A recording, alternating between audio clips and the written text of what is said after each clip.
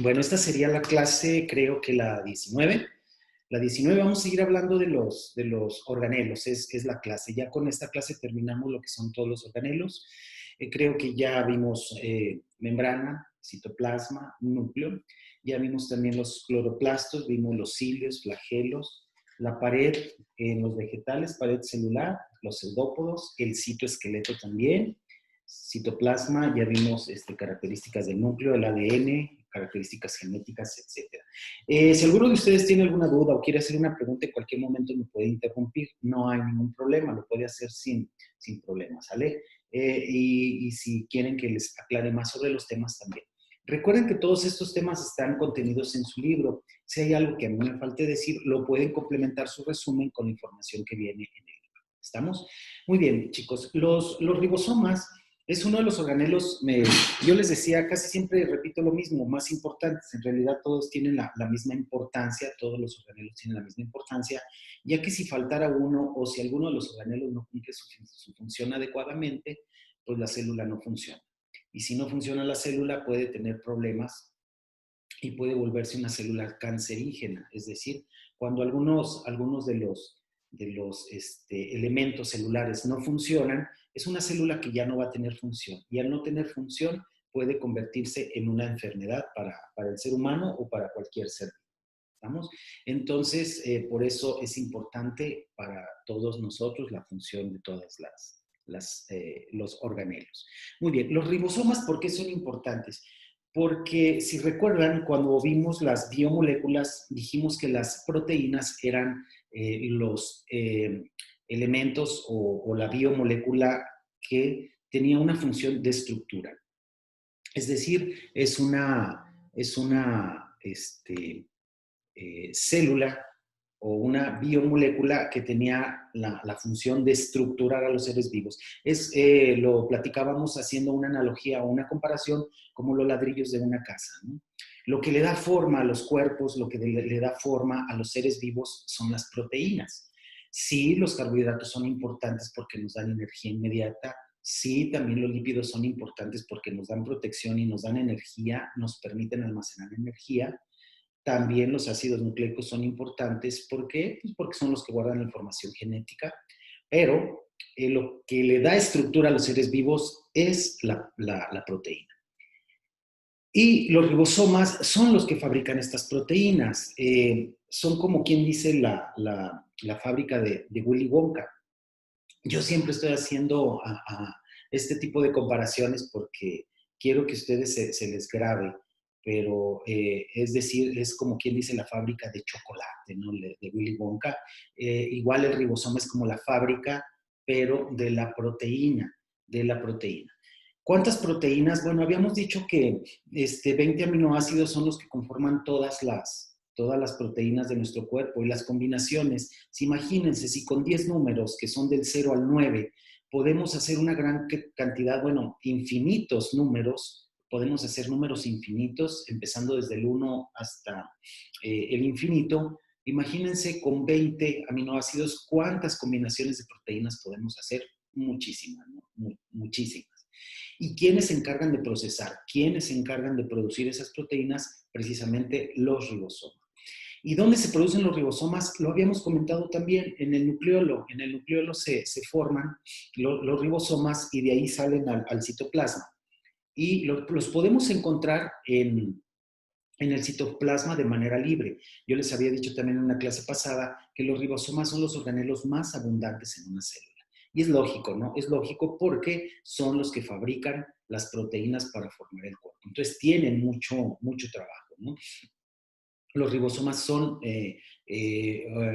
organelos que no se detienen, que trabajan y trabajan y trabajan para producir células, para producir proteínas que formen más células y más células, porque recuerden que nuestro cuerpo frecuentemente está cambiando las células, ¿no? Las está renovando. Nosotros sabemos que una vez que el proceso de producción de proteínas se detiene, es cuando el ser humano muere, ¿no? Es cuando ya no se renuevan las células, es cuando el ser humano muere.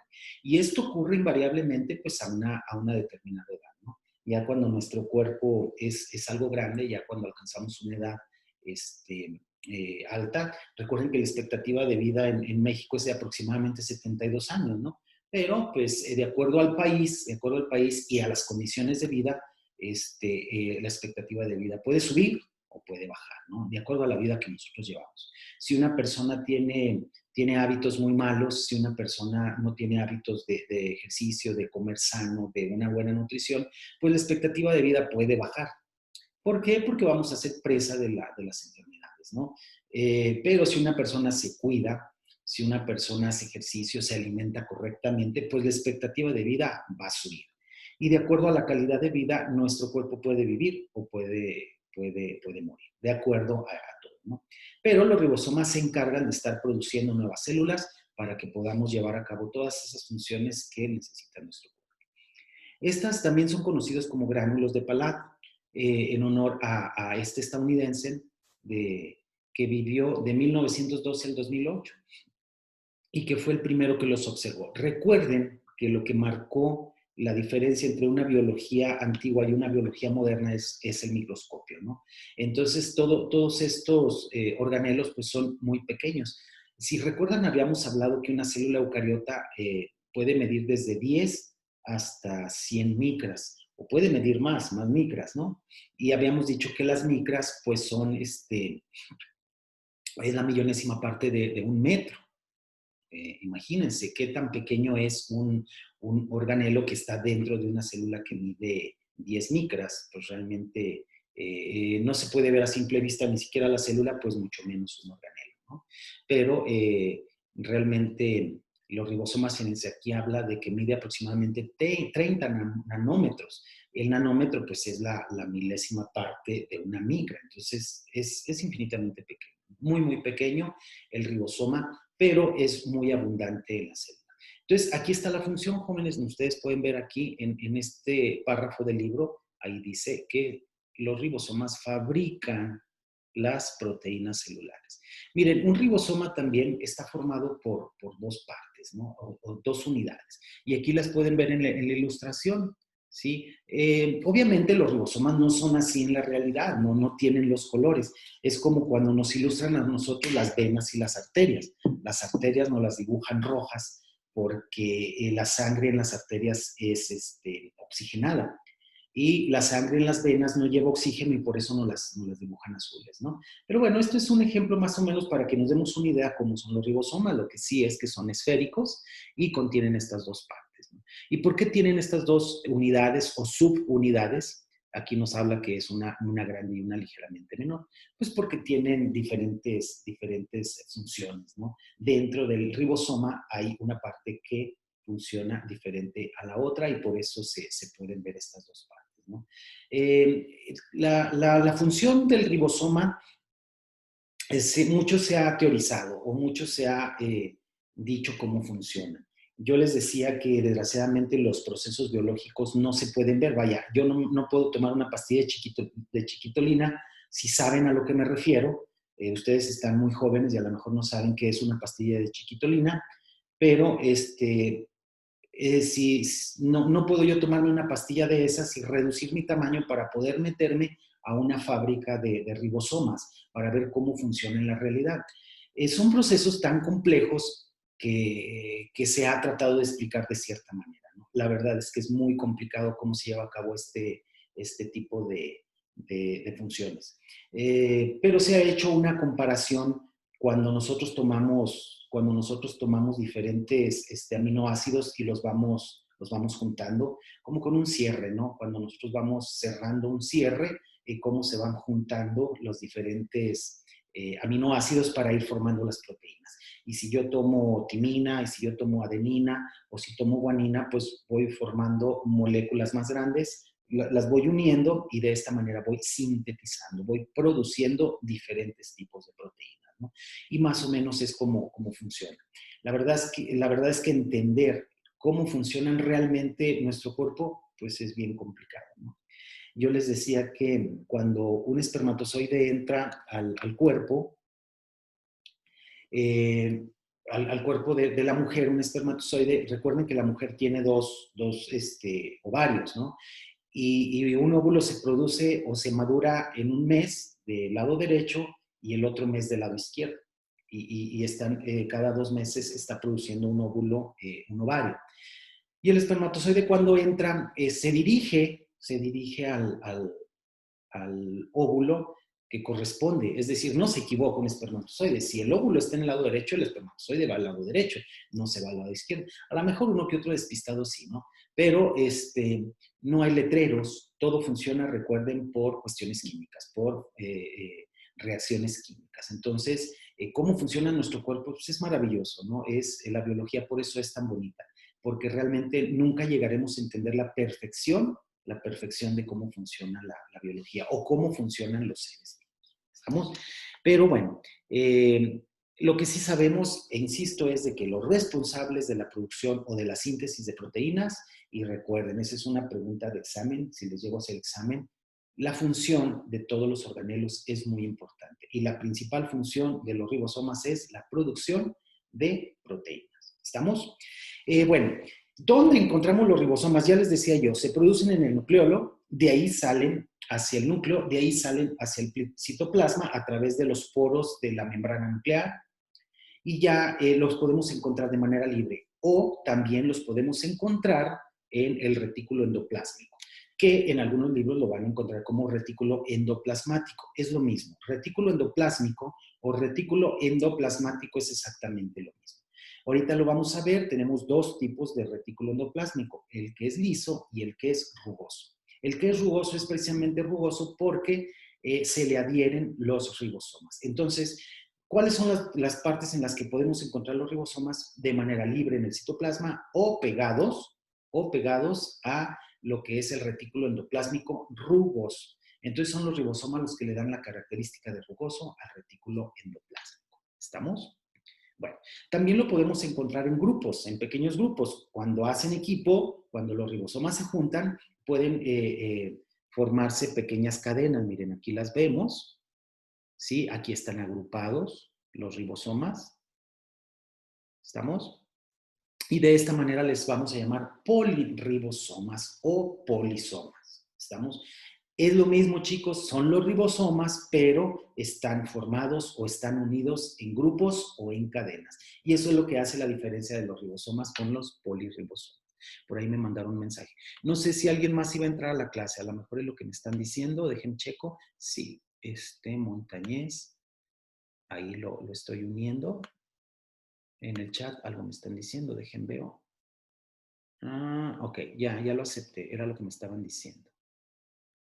Ya está aceptado. ¿Sale? Buenos días, profe. Hola, ¿qué tal, Elvin? Es que no me pude conectar por mi internet, pero pues no me aceptaba y ya tenía rato. Montañez Ortega, ¿verdad? Bueno, ya le puse. Ujú. Sí, no pasa nada. Bienvenido. Ok, muchas gracias, profe. Ok, seguimos. Entonces les decía, los polirribosomas o polisomas son los ribosomas. Son lo mismo, pero agrupados, ¿sí? Estamos en grupo o en cadenas. No hay. Mire, entonces les decía, la ilustración aquí está, cómo son los ribosomas, en donde se aprecian que están formados por 2 unidades o subunidades, una de mayor tamaño que la otra, aunque aquí se ven casi iguales, ¿no? Entonces, eso es básicamente lo que es el ribosoma. Vamos al siguiente, que sería, déjenme ver qué pasa. Ya se me congeló esto.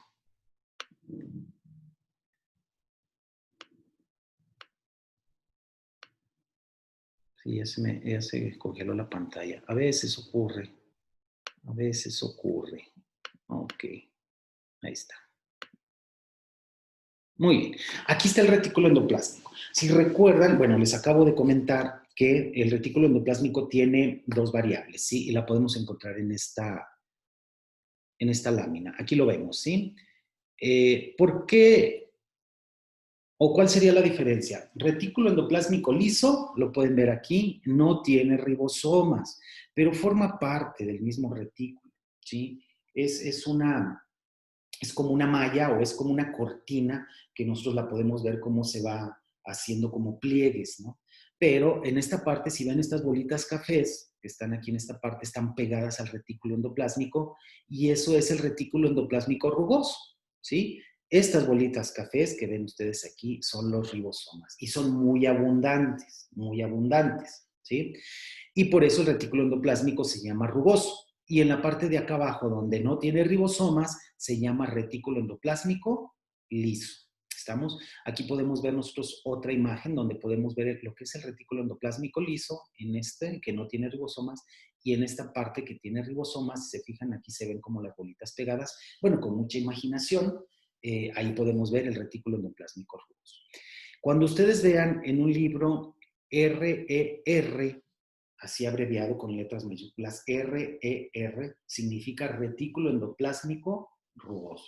Y cuando lo vean como REL, REL es retículo endoplásmico liso. ¿Estamos, chicos? Entonces, cuando yo les pregunte cuál es la diferencia entre el retículo endoplásmico liso y el retículo endoplásmico rugoso, ustedes me van a decir que la diferencia es la presencia de los ribosomas.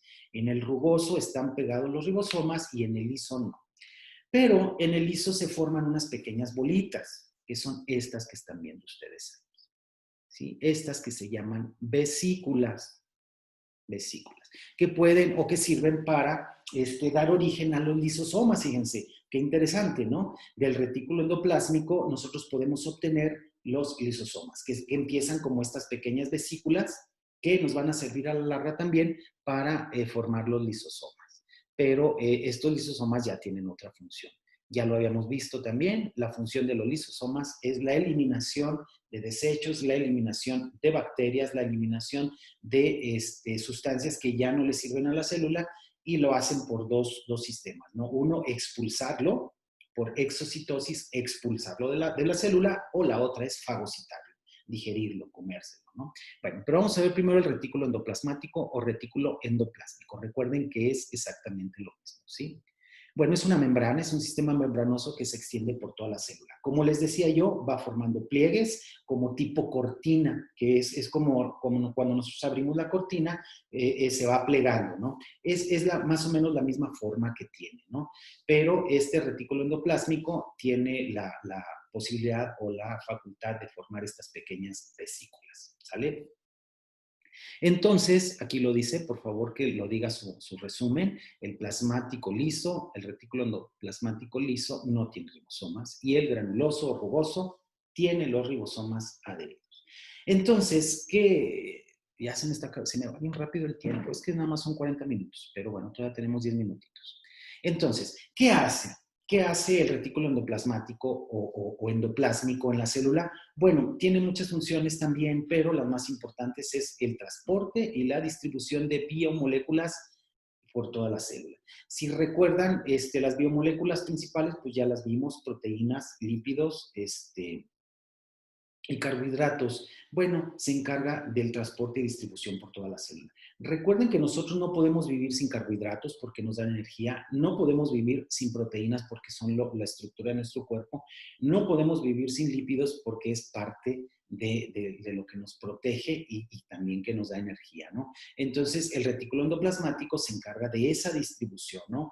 Vaya, hagan de cuenta que es como un mensajero, como si nosotros tomáramos diferentes alimentos de diferentes partes y los estuviera distribuyendo el retículo endoplásmico a través de todo el citoplasma de la célula, ¿no? Para que los diferentes organelos tomen lo que necesitan para realizar sus funciones, ¿no? Entonces, también participa en la síntesis de lípidos, que es el líquido, perdón, el liso, ¿sí? Pero también se fabrican proteínas. Tiene lógica esto, ¿no? Si en el retículo endoplásmico rugoso se encuentran los ribosomas, pues también debe de participar en la producción de proteínas. ¿Estamos? Bueno. Después viene otro organelo que es el aparato de Golgi, ¿no? Este fue descrito por una persona que se llamó en su tiempo Camilo Golgi. Hay personas que le dicen Golgi o hay personas que dicen Golgi. Yo creo que es más correcto decir Golgi, ¿sale? El aparato de Golgi. Imagínense, en el año 1889 ya fue descrito por este citólogo. ¿Qué es un citólogo? Pues una persona que estudia células, ¿no?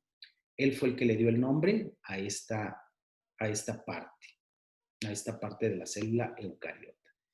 ¿Y qué hace? Uy, fíjense, este también es bueno, todos son importantes, insisto, pero ¿qué hace? También es un sistema membranoso. Aquí lo vamos a ver. Miren, aquí está. Si se fijan, también tiene esos pliegues, al igual que el retículo endoplásmico o endoplasmático, también tiene esos pliegues y también forma vesículas. Miren, ahí van las vesículas. ¿Sí? Se van desprendiendo del aparato de Golgi, ¿no? Y ahí las va formando. Entonces, aquí están las funciones, aquí las pueden ver, ¿no? También participa en la formación de proteínas, pero con la característica que les pone azúcar, ¿sí? Es el azucarero de los churros. Entonces, ¿qué es lo que hace el aparato de Golgi? Les adiciona azúcar a esas moléculas de proteína en un proceso que se llama glicolisis, ¿sí? O glicolización, que no es otra cosa más que añadir diferentes azúcar a las proteínas, ¿sale? Para que recuerden que el azúcar pues, nos da energía, de alguna manera participa en la elaboración de proteínas que llevan azúcar, ¿no? Entonces, esa sería la primera. También separa las proteínas y los lípidos que recibe del retículo endoplásmico, ¿no? ¿Para qué hace esto? Pues para ir seleccionando, para ir dirigiendo las proteínas a dónde se van a utilizar, ¿no? Yo lo que les digo y les comento siempre, entender este tipo de procesos pues ni siquiera los científicos lo han podido determinar al 100%, ¿no? Todo esto que nosotros platicamos son teorías, estamos teorizando de cómo funciona nuestra célula, pero la verdad es que la función de la célula es súper compleja, ¿no? Pero así es como se lleva a cabo, ¿no? Y también crea vesículas, ¿sí? ¿Para qué son las vesículas? Bueno, recuerden que las vesículas, aquí lo pueden ver en esta parte. Fíjense cómo estas vesículas atrapan cosas o atrapan desechos y cómo las expulsan a través de la membrana hacia afuera de la célula, ¿no? Aquí lo están mandando al líquido extracelular. ¿Sí? El líquido extracelular no es otra cosa que, como su nombre lo indica, es un líquido que está fuera de la célula, ¿no? Y que tarde que temprano todo ese desecho va a ir al aparato circulatorio para expulsarlo de nuestro cuerpo. ¿Estamos? Entonces, esas son las funciones.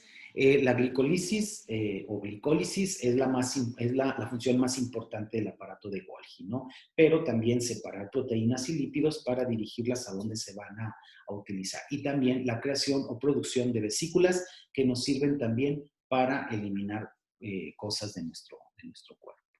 ¿Vamos bien, chicos? ¿Todos bien? ¿Alguna pregunta que tengan? ¿O ya se me durmieron? Es que yo me suelto, hable y hable y no sé ni cómo están ustedes. ¿Estamos bien? Sí. Yo pensé que ya se me habían ido, dije, ya me dejaron solo aquí hablando. Bueno, y las vesículas, ahí están las vesículas, ¿sí? Las vesículas, como ya lo vimos, pues se forman a partir del retículo endoplásmico, lo acabamos de decir, y a partir del aparato de Golgi, ¿sí? Y estas se van a desplazar por toda la célula. ¿Qué es lo que hacen? Pues ya les había dicho, ¿sí? Estas vesículas, tarde que temprano, bueno, tienen una relación estrecha con los lisosomas que habíamos dicho que son los encargados de eliminar lo que la célula ya no necesita. Hay un comercial que dice que eliminan lo que tu cuerpo ya no necesita. Bueno, en este caso las vesículas y los lisosomas eliminan lo que la célula ya no necesita, ¿no? Y les decía yo que lo hacen ya sea por fagocitosis o por exostosis, que son dos procesos importantes. La fagocitosis literalmente se comen las bacterias o se comen los desechos y los descomponen, ¿no? Eso es fagocitar. Y la otra, la exostosis, es expulsar de la célula, se adhieren a la membrana, abren el poro y expulsan el material hacia afuera de las células, ¿no? No me voy a entretener mucho con las vesículas, es básicamente lo que estamos viendo. Miren, aquí están. Los residuos no digeridos de este tipo de vesículas son eliminados de la célula mediante exocitosis, es decir, sacar de la célula lo que están llevando para desecho. Bueno, y los lisosomas pues son como vesículas, ¿no? Son muy parecidas, por eso dice que tienen una estrecha relación las vesículas con los lisosomas, ¿no? Y finalmente lo que hacen son degradar o expulsar lo que la célula necesita. Miren, aquí lo dice, tienen una función digestiva, es la función de los lisosomas. Por eso yo les decía que lo comparo con el camión de la basura, ¿no? Con el departamento de limpia, porque limpia nuestra ciudad. Imagínense que no hubiera, muchas veces nosotros demeritamos o no tomamos mucho en cuenta el trabajo del camión de la basura, pero imagínense si no hubiera un departamento de limpia en las ciudades, estaríamos invadidos por montañas de basura, ¿no? Y si no eliminamos eso, pues nuestra ciudad no funcionaría. Imagínense el olor que tendría una ciudad sin eliminación de basura, la descomposición que habría a nuestro alrededor. Entonces, es muy importante. La función del departamento de limpia es básica. El día que no pasa la basura nos estamos quejando, ¿no? Bueno, chicos, le vamos a tener que dejar porque se me acabó el tiempo. Seguimos pues vamos a tener que seguir con los que nos faltan en la próxima clase. Pues yo creo que ya nada más son las vacuolas, que son como los rotoplas, son las cisternas grandotas que guardan el líquido, ¿no? Entonces, pues que pasen buen día, se me va a acabar el tiempo. Me da gusto saludarlos a todos. Qué bueno que se dieron el tiempo de estar aquí en la clase, ¿sale? Nos vemos en la próxima. Ya tengo la lista de asistencia, voy registrando, le encargo al jefe de grupo que por favor les diga a los demás que tienen que entrar forzosamente a la clase, ¿eh? Entonces, nos vemos en la próxima, jóvenes. Que pasen muy buen día. Ayúdenle a su mamá, ayúdenle a su papá y consientan a su mamá, hombre, prepárenle ahorita un huevito, un desayunito rico y ya para cuando se levante ya le tengan ahí todo listo. ¿Estamos? Consientan a sus papás porque es lo más importante que tienen. Chavos, me da gusto saludarlo. Que estén muy bien y nos vemos en la próxima clase. Ahí les comunico, les digo, va a ser el próximo miércoles a las 8:20. ¿Estamos? Pasen buen día, jóvenes. Hasta luego. Profe, gracias. Nos vemos, profe. Adiós, profe. Bye. Gracias. ¿Mandé? Hasta luego. Hasta 9 luego. horas.